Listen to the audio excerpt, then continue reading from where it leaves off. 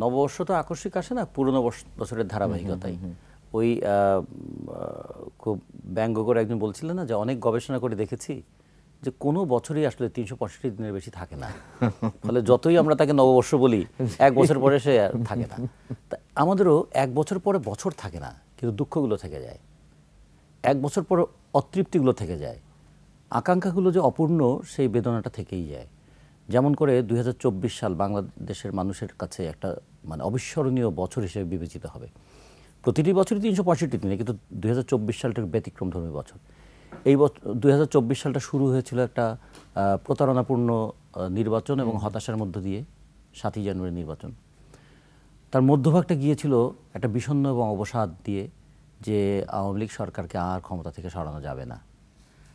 আবার জুনের পর থেকে জুলাই আগস্টে এমন উত্তাল জনতরঙ্গ যে শুধু আওয়ামী লীগের পদত্যাগ নয়, আওয়ামী লীগ নেত্রীর দেশত্যাগের মতো ঘটনা ঘটল।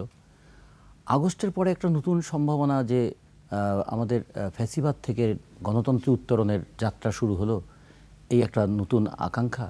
কিন্তু তারপরে সেই আকাঙ্ক্ষার মধ্যে আবার একটা সংশয় দেখা দিল, আসলে কি আমরা এগোচ্ছি নাকি পুরনো বৃত্তেই আবার ঘুরপাক খেতে শুরু করলাম।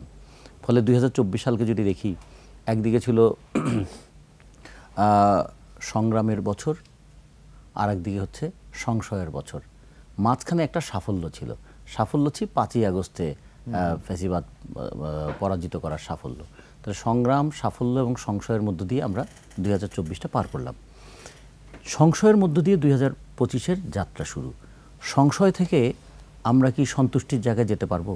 তো যেতে গেলে যে জায়গাগুলোতে সংশয় ছিল আর যে বিষয়গুলো নিয়ে সংগ্রাম করেছিলাম, দুটোকে একটু বিবেচনায় নিয়ে আসা উচিত। আমাদের সংগ্রাম ছিল দুর্নীতির বিরুদ্ধে, সংগ্রাম ছিল কণ্ঠরোধ করার বিরুদ্ধে, সংগ্রাম ছিল নির্বাচনী ব্যবস্থাটাকে ধ্বংস করে দেওয়ার বিরুদ্ধে, আর আমাদের সংগ্রাম ছিল এই দ্রব্যমূল্য নিয়ে সিন্ডিকেট জনজীবনকে যে দুর্বিষহ করে তুলেছিল। আর সব মিলে প্রতিবাদের ভাষাটাকে মানে স্তব্ধ করবার জন্য কখনো ডিজিটাল সিকিউরিটি অ্যাক্ট, কখনো সাইবার সিকিউরিটি অ্যাক্ট, কখনো মাসল পাওয়ার, কখনো অ্যাডমিনিস্ট্রেটিভ পাওয়ার, এবং কখনো কখনো বিচার ব্যবস্থাকেও কাজে লাগিয়ে জনগণের কণ্ঠরুদ্ধ করার। অবশ্যই মানবাধিকার রক্ষার বিষয় ছিল সারা বছর। ফলে গণতান্ত্রিক অধিকার রক্ষা না হলে তো মানবাধিকারেরও সুরক্ষা থাকে না। একমাত্র ওয়ালটন এসি দিচ্ছে 1 বছরের রিপ্লেসমেন্ট গ্যারান্টি। মানে আমার যে অধিকার নাই এটা বলার মতো তো একটা পরিবেশ লাগবে। এই আমার অধিকার নাই এটা বলার জন্য একটা গণতান্ত্রিক পরিবেশ দরকার। আর আমার অধিকার নিশ্চয়তা দেওয়ার জন্য সংবিধান বর্ণিত অধিকার, universal declaration of human rights, এবং তার সঙ্গে সঙ্গে ন্যাশনাল এবং ইন্টারন্যাশনাল যে সমস্ত কনভেনশনগুলো আছে মানুষের মানবাধিকারকে সুরক্ষিত করার, সেগুলোকে যে কোনো একটা সভ্য দেশের মেনে চলা উচিত বলে সবাই মনে করে। কিন্তু আমি যে অধিকার বঞ্চিত এই কথাটাও যখন বলতে পারি না, তখন বঞ্চনাটা দ্বিগুণ হয়ে যায়। প্রথমে অধিকার বঞ্চিত, তারপর বঞ্চনার কথা বলবার অধিকার থেকেও বঞ্চিত। সেই জায়গা থেকে আমরা একটা মুক্তির পথ দেখব 2025-এ, এরকম একটা প্রত্যাশা আমাদের আছে।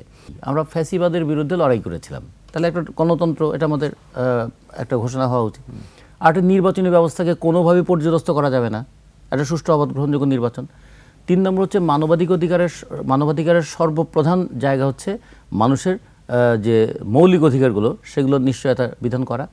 আর চতুর্থত যদি বলি যে মানুষের যে সম্পদের উপর মালিকানার অধিকার, আমার কৃষক সম্পদ উৎপাদন করে কিন্তু সে কৃষি পণ্যের দাম পায় না, শ্রমিক ঘাম দিয়ে সম্পদ উৎপাদন করে, সে তার ঘামের দাম পায় না।